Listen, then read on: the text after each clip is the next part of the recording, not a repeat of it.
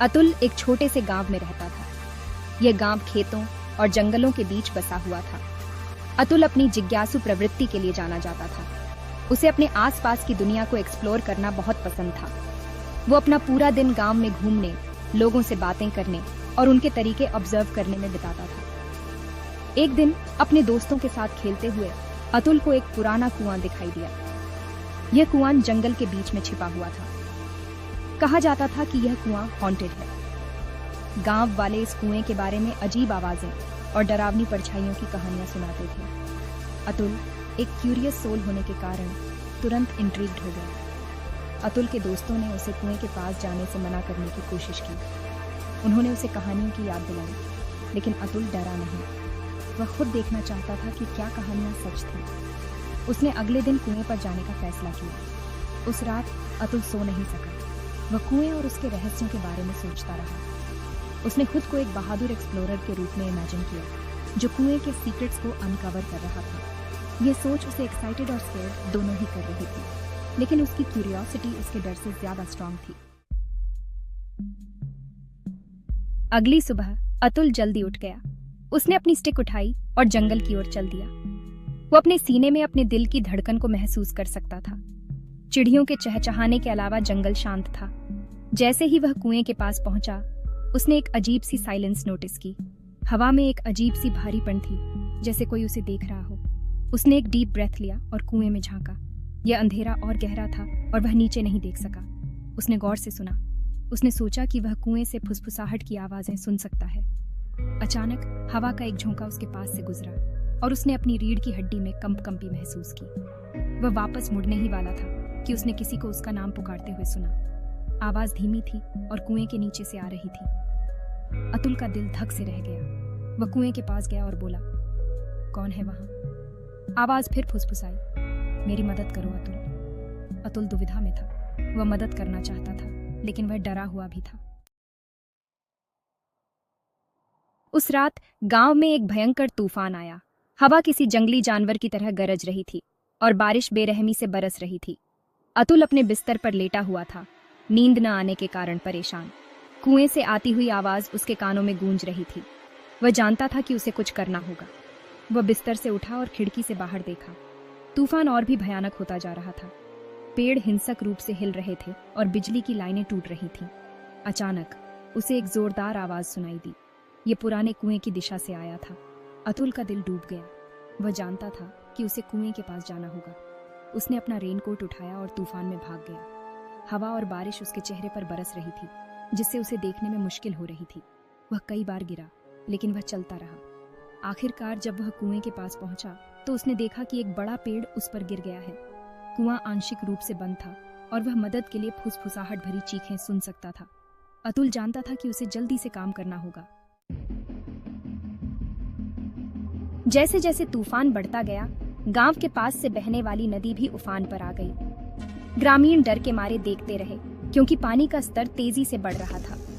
गांव के मुखिया, दादा जानते थे कि आपदा को रोकने के लिए उन्हें जल्दी से कार्य करना होगा। दादा ने ग्रामीणों को इकट्ठा किया और उन्हें बताया कि उन्हें नदी के किनारे को मजबूत बनाने की जरूरत है। नदी को गांव में बाढ़ से रोकने के लिए उन्हें मिलकर काम करने की जरूरत थी। ग्रामीण डरे हुए थे, लेकिन वे जानते थे कि उन्हें कुछ करना होगा। ग्रामीणों ने रात भर अथक परिश्रम किया, रेत की बोरियां भरी और उन्हें नदी के किनारे लगाया। जैसे जैसे रात ढलती गई, ग्रामीणों की उम्मीदें खत्म होने लगी।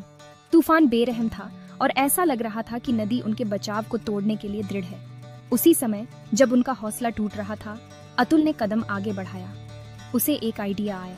उसे एक पुरानी कहानी याद आई जो उसकी दादी उसे सुनाया करती थी। एक सीक्रेट चैनल के बारे में जो नदी के बहाव को मोड़ सकता था। उसने दादा और अन्य ग्रामीणों के साथ कहानी साझा की।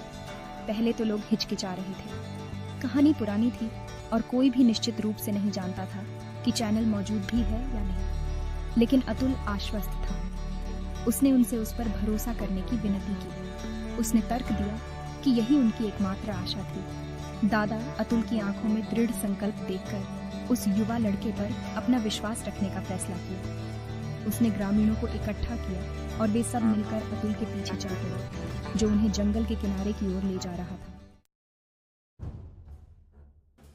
अतुल के निर्देशों का पालन करते हुए ग्रामीणों ने उस जगह पर खुदाई शुरू कर दी जहां उनका मानना था कि चैनल स्थित है।